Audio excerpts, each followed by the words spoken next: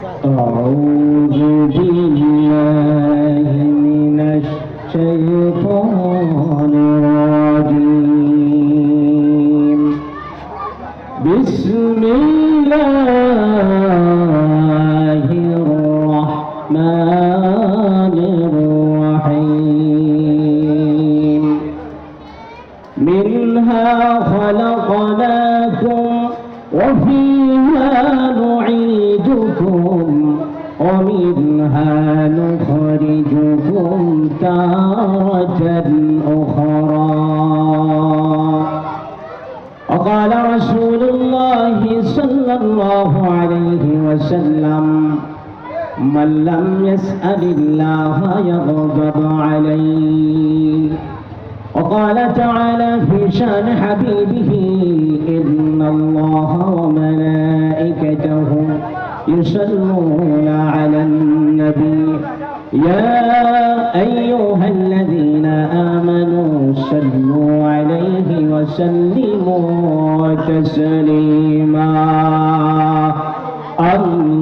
اللهم صل على سيدنا مولانا محمد وعلى آل سيدنا مولانا محمد আরবের বুকে মক্কা নগরে জুদাইমা আমিনার ঘর প্রভুর করুণায় কৌশল হয়ে ঝরছে বড় বড় আল্লাহুম্মা সাল্লি আলা সাইয়্যিদিনা মাওলানা মুহাম্মদ ওয়া আলা আলি সাইয়্যিদিনা মাওলানা মুহাম্মদ বালাগাল উলা বিকামালিহি كشف الدجى بجماله حسنت جميع خصاله صلوا عليه وآله لا إله إلا الله لا إله إلا الله لا إله إلا الله لا إله إلا الله আসমান বলেন আল্লাহ আল্লাহ জমিন বলেন আল্লাহ আল্লাহ ঠিক না আসমান বলেন আল্লাহ আল্লাহ জমিন বলেন আল্লাহ আল্লাহ আমরা মুহাব্বতে বলি লা ইলাহা ইল্লাল্লাহ লা ইলাহা ইল্লাল্লাহ লা ইলাহা ইল্লাল্লাহ লা ইলাহা ইল্লাল্লাহ মুহাম্মাদুর রাসূলুল্লাহ সাল্লাল্লাহু আলাইহি ওয়াসাল্লাম মুহাব্বতে বলি সাল্লাল্লাহু আলাইহি ওয়াসাল্লাম আমরা নবীজি সাল্লাল্লাহু আলাইহি ওয়াসাল্লামের শানে যখন দরুদ পড়ব মহিলা আমি করব না কি ফতোয়া করব না আমরা মুহাব্বতে বলবো কি সাল্লাল্লাহু আলাইহি ওয়াসাল্লাম আরেকবার আমরা জোরে আওয়াজে বলি সাল্লাল্লাহু আলাইহি ওয়াসাল্লাম আলহামদুলিল্লাহ বাংলাদেশের রাজধানী ঢাকা হাজারীবাগ গণকটলি সিটি কলোনির আয়োজিত আজকের 13তম বার্ষিক ওয়াজ ও দোয়ার মাহফিলের সম্মানিত সভাপতি সম্মানিত প্রধান অতিথি বিশেষ অতিথি মঞ্চে উপবিষ্ট আছেন জাতির শ্রেষ্ঠ সন্তান ওলামায়ে কেরাম আমার সামনে বসা আছেন দিন প্রিয় ইসলাম প্রিয় তাওহীদি জনতা পর্দার অন্তর আড়ালে মা এবং বোনেরা আসসালামু আলাইকুম ওয়া রাহমাতুল্লাহি ওয়া বারাকাতুহু আমরা রব্বে কারীমের দরবারে শুকরিয়া আদায় করব যে মহান রব্বে কারীম আমাকে আপনাকে সৃষ্টির সেরা জাতি মানব জাতি হিসেবে সৃষ্টি করেছেন ঠিক না আল্লাহ রাব্বুল আলামিন আমাদেরকে সৃষ্টি করার উদ্দেশ্য একমাত্র তার গোলামি করা, তার দাসত্ব করা। আর কোন উদ্দেশ্য আল্লাহ তাআলা আমাকে আপনাকে সৃষ্টি করেন নাই, ঠিক না? আল্লাহ রাব্বুল আলামিন বলেন, মা খালাকতুল জিন্না ওয়াল ইনসা ইল্লা লিয়াবুদুন। আমি আল্লাহ রাব্বুল আলামিন জিন আর ইনসানকে একমাত্র কেবলমাত্র শুধুমাত্র আমি গোলামি করার জন্য আমি আমার বান্দাদেরকে সৃষ্টি করেছি, সে কিনা বলে। আল্লাহ রাব্বুল আলামিন শুধু এখানে বলে শেষ করেন নয়, আমরা যে খোদার তরুণায় মানুষের কাছে হাত তুলে বেড়াই, মানুষের কাছে সাহায্য চাই, রিজিকের সন্ধানে দৌড়ে বেড়াই, কিন্তু রিজিকের মালিক কে বলেন তো? আল্লাহ। জোরে বলেন কে? আমাদের হায়াতের মালিক কে?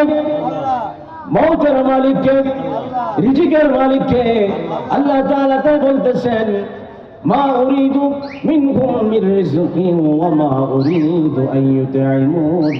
আমি আল্লাহ রাব্বুল আলামিন তোমাদের কাছে রিজিক চাই না, আমি আল্লাহ তাআলা তোমাদেরকে রিজিক দেব, কারণ আমি আল্লাহ রাব্বুল আলামিনের কোনো অভাব নাই। আছে কি না?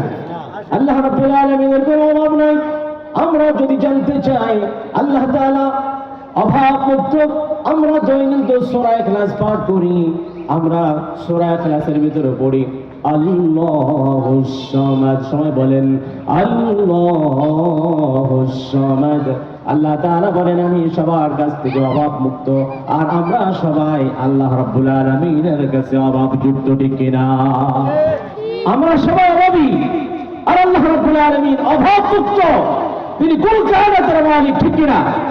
এই জন্য আল্লাহ তাআলা বলেন পরআয়াতে, ইন্নাল্লাহা হুয়ার রাজ্জাকু যুল কুওয়াতিল মাতিন।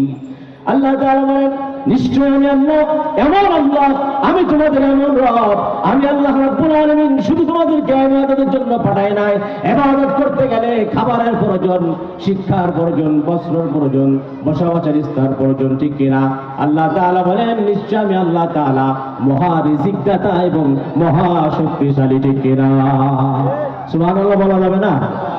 আল্লাহু আকবার, সুবহানাল্লাহ, আলহামদুলিল্লাহ, ওয়ালা ইলাহা ইল্লাল্লাহু আল্লাহু আকবার বললে লাভ কি? আল্লাহর নাম আর আপনার। ওলামায়ে কেরামরা স্টেজে বসে আছেন, আপনারা যদি আস্তে আস্তে বলেন তাহলে হবে না। বলেন তো সবকিছুর মালিক কে? আকাশের দিকে তো হাত উঁচু করে বলেন সবকিছুর মালিক কে? আল্লাহু আকবার। সবকিছুর মালিক আল্লাহ রাব্বুল আলামিন। এটা যদি আমরা বিশ্বাস করি তাহলে নামাজের ভিতরে যেটা বলি ওইটা আমরা সমাজে এসে করি না, ঠিক কিনা? আমরা দৈনিক 5 ওয়াক্ত ফরজ নামাজ, সুন্নাত নামাজ, ওয়াজিব নামাজ, নফল নামাজের ভিতরে আমরা কি বলি আমরা সকলে জানি, কিন্তু আসলে নামাজের ভিতরে কি বললাম এটা আমরা সমাজের ভিতরে সেটা আমল করি না, ঠিক কিনা? সূরা ফাতিহার ভিতরে আমরা বলি ইয়্যাকা না'বুদু ওয়া ইয়্যাকা নাস্তাঈন। সবাই একটু বলেন ইয়্যাকা না'বুদু ওয়া ইয়্যাকা নাস্তাঈন। আল্লাহু আকবার। আমরা যখন কি বলতেছি ইয়া রাব্বি কারীম, একমাত্র তোমার ইবাদত করি। যেটা আগে বলেছিলাম আমরা কার ইবাদত করবো, আর একটু বলেন না ভাই, আল্লাহ খুশি হবে। আমরা যদি আল্লাহ বলে আমার আপনার লাভ হবে, আল্লাহর কোনো লাভ নাই, কারণ আল্লাহ কি হচ্ছে? আল্লাহুস সামাদ, আল্লাহ হলো অভাব মুক্ত, আল্লাহ তাআলার কোনো অভাব নাই। আমি আপনি যদি জিকির করি, নামাজ পড়ি, রোজা রাখি, হজ করি, যাকাত দিই, নবীর শানে দুরূদ পড়ি, আমার আপনার লাভ হবে, আল্লাহ তাআলার কোনো লাভ হবে না, ঠিক কি না? এই জন্য আল্লাহ তাআলা আমাদেরকে কি শিখালেন? আমরা আমাদের ভিতরে কি বলতেছি? ইয়্যাকা না'বুদু, একমাত্র আল্লাহ তোমার ইবাদত করি, ওয়া ইয়্যাকা নাস্তাঈন, আর তোমারই কাছে আমরা সাহায্য চাই, ঠিক কিনা? আমরা আল্লাহ তাআলার ইবাদত করব, আর আল্লাহ তাআলার কাছে আমরা সাহায্য চাবো, অন্য কারোর কাছে আমরা সাহায্য চাবো নাকি? আল্লাহ তাআলার হাবিব বলেছেন, ও আমার উম্মতেরা, যদি তোমাদের নিজেদের পায়ের জুতার ফিতা পর্যন্ত ছিঁড়ে যায়, পায়ের জুতার ফিতা পর্যন্ত ছিঁড়ে যায়, তবু কোনো মানুষের কাছে যাবে না, হাত পাতবে না, একমাত্র আল্লাহ তাআলার কাছে তোমার জুতার ফিতা চাইবে। সুবহানাল্লাহ, সুবহানাল্লাহ। আমি বলতেছি না যে এখানে সুবহানাল্লাহ আলহামদুলিল্লাহ বলে আমাদের শেষ নয়। এই যে সামান্য শুকরিয়া আদায় করে নিলাম, এটা সামান্য নয়। একবার সুবহানাল্লাহ বললে জান্নাতের মধ্যে একটা গাছ রোপণ করে দেওয়া হয়। সুবহানাল্লাহ বলেন, কয়বার বলছেন হিসাব করেন কয়টা গাছ হবে? আল্লাহ নবী বলেন ওই গাছের ছায়া যে দূরত্ব হবে এত বড় হবে, যুদ্ধের ময়দানে যদি একটা তেজস্ব ঘোড়া 500 বছর পর্যন্ত দৌড়ায় তবু ওই গাছের ছায়া দূরত্ব দৌড়ায়া শেষ করতে পারবে না। সুবহানাল্লাহ। আল্লাহ তাআলা কি বলেছেন? এই সুবহানাল্লাহ আলহামদুলিল্লাহ লা ইলাহা ইল্লাল্লাহ আল্লাহু আকবার এখানে বলে শেষ নয়। কতদিন পর্যন্ত আমরা আল্লাহর গোলামি করব? কতদিন পর্যন্ত আমরা আল্লাহর তাসবিহ পাঠ করব? আল্লাহ তাআলা কোরআনুল কারীমের মধ্যে সেই কথা বলে দিয়েছেন, ফাসাব্বিহ বিহামদি রাব্বিকা ওয়া কুন মিনাস সাজিদিন ওয়া'বুদ রাব্বাকা হাত্তা ইয়াতিয়াকাল ইয়াকিন। আল্লাহু আকবার বলা যাবে না একটু? আল্লাহু আকবার আওয়াজ যতদূর যাবে শয়তান ততদূর ভেগে যাবে। সুবহানাল্লাহ বলে কয়বার সুবহানাল্লাহ বলতেন? একটু অঙ্কের সাথে মিলায় নেন, কয়টা গাছ তৈরি হলো জান্নাতের মধ্যে। আল্লাহু আকবার। আল্লাহ তাআলা বলেছেন কতদিন পর্যন্ত আমার বান্দা বান্দীরা আমি যে তোমাদেরকে একমাত্র আমার গোলামি করার জন্য, আমার দাসত্ব করার জন্য তোমাদেরকে দুনিয়ায় প্রেরণ করেছে, আর কোনো উদ্দেশ্য নয়। কতদিন পর্যন্ত আমার গোলামি করবে, আমার দাসত্ব করবে, আমার কাছে সাহায্য চাবে, আমার তাসবিহ পাঠ করবে। আল্লাহ তাআলা বলে দিয়েছেন কতদিন পর্যন্ত তোমরা আমার গোলামি করবে। কতদিন পর্যন্ত? আমার আপনার বয়স মনে করেন 40-50 বছর হয়ে গেছে, আর সামনে কতদিন বাঁচবো কোনো গ্যারান্টি নাই। মনে করেন কারো বয়স 10 বছর, এই 10 বছর গোলামি করবে, কার বছর 20 বছর, অর্থাৎ সে 10 বছর গোলামি করছে আর 10 বছর গোলামি করবে না, তা হতে পারে না। আল্লাহ তাআলা বলেছেন এই পর্যন্ত তোমরা আমার গোলামি করবে, আমার তাসবিহ পাঠ করবে। ওয়া'বুদ রাব্বাকা হাত্তা ইয়াতিয়াকাল ইয়াকিন। যতক্ষণ পর্যন্ত তাফসীর ইবনে কাসির ভিতরে এসেছে, তাফসীরের মধ্যে এসেছে, মুফতি তাকি উসমানী সাহেব তাফসীর করেছেন কতদিন পর্যন্ত আমরা আল্লাহর গোলামি করব। আল্লাহ তাআলা বলেছেন যতদিন তোমরা তোমাদের হায়াত থাকবে, সুবহানাল্লাহ বলবেন না, ততক্ষণ পর্যন্ত নিশ্চিত মালাকুল মউত তোমার মাথার কাছে না আসতেছে ততক্ষণ পর্যন্ত আমার গোলামি করবে। বুঝতে পেরেছেন? নিশ্চিত মালাকুল মউত মাথার কাছে যতক্ষণ পর্যন্ত না আসতেছে, শ্বাস নিঃশ্বাস আমার আপনার দেহ থেকে যতক্ষণ পর্যন্ত বাইর হচ্ছে, অর্থাৎ জীবনের শেষ নিঃশ্বাস ত্যাগ না করা পর্যন্ত আমরা আল্লাহ রাব্বুল আলামিনের গোলামি করব। কার কথা? জয়গান কথা। আল্লাহ রাব্বুল আলামিন বলে দিয়েছে, হে বান্দারা তোমাদেরকে আমি এমনি সৃষ্টি করি নাই, যতদিন তোমাদের শ্বাস নিঃশ্বাস দেহ থেকে বাইর হবে ততদিন পর্যন্ত তোমরা আমি আল্লাহ রাব্বুল আলামিনের গোলামি করবে। ঠিক কি না? এই জন্য আমরা আসলে ভুলে যাই, মরণকে ভুলে যাই, একটু মাঝে মাঝে আল্লাহ তাআলা ভূমিকম্প দেয়, একটু ঝাঁকা দেয়। আজকেও তাফসীর খুলে দেখেছি কেন ঝাঁকা যায়? আমার আপনার অপরাধের কারণে, অপকর্ম করার কারণে আল্লাহ তাআলা একটু মাঝে মাঝে ঝাঁকা যায়। আহারে ঢাকার থেকে অনেক মানুষ আজকে পালিয়ে যাচ্ছে মৃত্যুর ভয়। ঠিক কিনা? আমার কাছে খুলনা থেকে আমার এক উস্তাদ হাফেজ মাওলানা আব্বাস, উনি একজন ভালো আলেম মানুষ, উনি আজকে বলেছে এক এসপি সাহেব, মাইন্ড করেন না যারা এসপি সাহেব আছে, বলছে ওনার পরিবার আজকে খুলনায় রেখে যাচ্ছে ভূমিকম্পের ভয়ে। ও আনিস তোমার কি অবস্থা, পরিবার নিয়ে কেমন আছো? আমি আলহামদুলিল্লাহ, আল্লাহ তাআলা ভালো রেখেছেন। সুবহানাল্লাহ বলবেন না?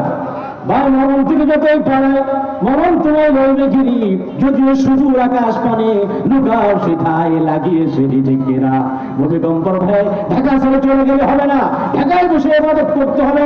যেখানে আমি থাকবো আপনি থাকবেন, সেখানে বসে আল্লাহর গোলামি করতে হবে, আল্লাহর তাসবিহ পাঠ করতে হবে।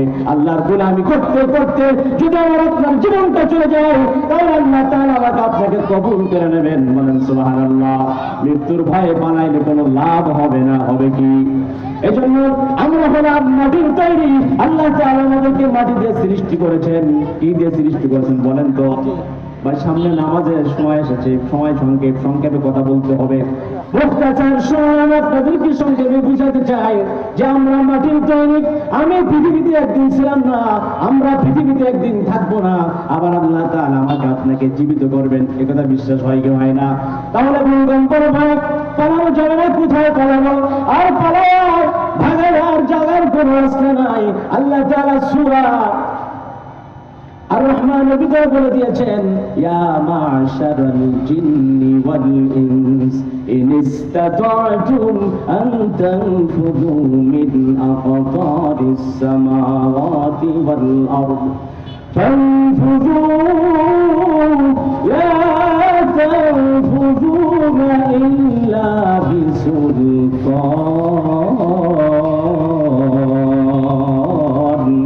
ফাবিআইয়ি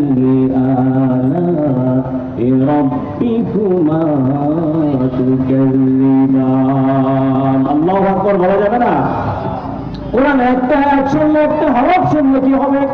একটা আয়াত অনেক সওয়াব, একটা হরফ পড়লে 10টা নাকি হয়। নবীজি সাল্লাল্লাহু আলাইহি সাল্লাম বলেন, লা আকুলু আলিফ লাম মিম বাল আলিফুন হারফ ওয়া লামুন হারফ ওয়া মিমুন হারফ আও কামা ক্বালা নবী আলাইহি সাল্লাতু ওয়াস সালাম। নবীজি বলেছেন, কেউ যদি কোরআনের একটি হরফ পড়ে 10টা নাকি হবে। আমি নবী কথা বলছি না আলিফ লাম মিম একটি হরফ, বরং আমি নবীজি বলছি আলিফ একটি হরফ, লাম একটি হরফ, মিম একটি হরফ। আল্লাহ তাআলার হাবিব বলেন, কেউ যদি এই 3টি হরফ পড়ে আল্লাহ তাআলা তার আমল নামায় 30টা নেকি লিখে দেবে। সুবহানাল্লাহ। তাহলে আমি যে কথা বলতেছিলাম, আমরা হলাম আদম সন্তান। আমাদের আদি পিতার নাম কি বলেন তো একটু জোরে বলেন? আরে আমাদের পিতার নাম আমরা বলতে চাই না, লজ্জা লাগে, কিন্তু শ্বশুর আব্বারে সুন্দর করে ডাকি। আমরা বলি শ্বশুর হয়েছে বাজান, শাশুড়ি হয়েছে আম্মাজান, বিয়ে করছে নূরজাহান, ওরা হলো জানের জান, পরাণের পরাণ। অথচ কবি বলেছে, খেদমতে মাদার ফেদার ফুল এখতিয়ার, তাশো আজমাদ দৌলাত বখতিয়ার। তোমরা যদি অধিক ধন সম্পদের মালিক হতে চাও, মান সম্মান মর্যাদা বৃদ্ধি পেতে চাও, সম্মান যদি বাড়াইতে চাও, তাহলে খেদমত করো কার? পিতামাতার। জোরে বলেন, কার খেদমত করতে বলেছে? পিতামাতার খেদমত করতে হবে। নবীজি বলেছেন, ক্বালা হুমা জান্নাতুকা ওয়া নারুকা। নবীজি বলেন, তোমার মা তোমার জন্য জান্নাত, তোমার মা তোমার জন্য জাহান্নাম। কেন? নবীজি বলেছেন, তোমার মা তোমার বাবা যদি সন্তুষ্ট থাকে, তোমার জন্য আল্লাহ তাআলা জান্নাত ওয়াজিব করে দিবে। আর নবীজি বলেছেন, তোমার মা তোমার বাবা যদি অসন্তুষ্ট হয়ে যায়, তাহলে তোমার জন্য জাহান্নাম অবধারিত হবে। নাউযুবিল্লাহ। পিতামাতাকে সন্তুষ্ট, আল্লাহ সন্তুষ্ট, আল্লাহ তাআলা সন্তুষ্ট হলে আমার আপনার স্থান হবে জান্নাত। বলেন সুবহানাল্লাহ। তাহলে আমি যে কথা বলতেছিলাম, আমরা হলাম আদম সন্তান। আমাদের আদি পিতার নাম কি? আদম আলাইহিস সালাম। মাটি দিয়ে বানাইছে কাকে? আদম আলাইহিস সালাম। আমাদের আদি পিতা বাবা আদম আলাইহিস সালামকে যদি মাটি দিয়ে বানাই থাকে, আমরা হলাম সেই জাত, আদম জাত। ঠিক কিনা? বলেন ঠিক কিনা? আমরা হলাম আদম জাত। আল্লাহ তাআলা কোরআনুল কারীমের মধ্যে বলে দিয়েছেন, 16 পারার মধ্যে, মিনহা খালাকনাকুম। বলেন তো একটু পুরানো আজ একটু ঝালাই করতে হয়। আমি বলি, বিশ্বরোড যত সোজা হোক না কেন, এই রাস্তায় যে অ্যাক্সিডেন্ট হবে না এ কথা বলা যাবে না। যাবে কি? আল্লাহ তাআলা বলেন, মিনহা খালাকনাকুম, আমি মাটিতে মানুষ তোমার বানাইলাম। আল্লাহু আকবার বলেন। আল্লাহ সাক্ষী, আল্লাহ আমরা বিশ্বাস করি আপনি আমাদেরকে মাটি দিয়ে বানাইছেন। অফিহা নুঈদুকুম, আল্লাহ বলছে পুনরায় তোমাকে আমি তোমাদেরকে মাটির ভিতরে নিয়ে আসবো। বিশ্বাস হয় কি হয় না? চোখের সামনে দাদা গেল, দাদি গেল, নানা গেল, নানি গেল, অনেকের পিতা গেছে, অনেকের সন্তান গেছে, কারোর স্ত্রী গেছে। ঠিক কিনা? এই দুনিয়ায় চিরস্থায়ী নয়, এই পৃথিবীতে আমরা থাকতে পারবো না। আল্লাহ তাআলা বলেন, অবিনাহারামে করে দিবেন আজান চলতেছে। আখির দাওয়ানা আলহামদুলিল্লাহি রাব্বিল আলামিন। আসসালামু আলাইকুম ওয়া রাহমাতুল্লাহি ওয়া বারাকাতুহু।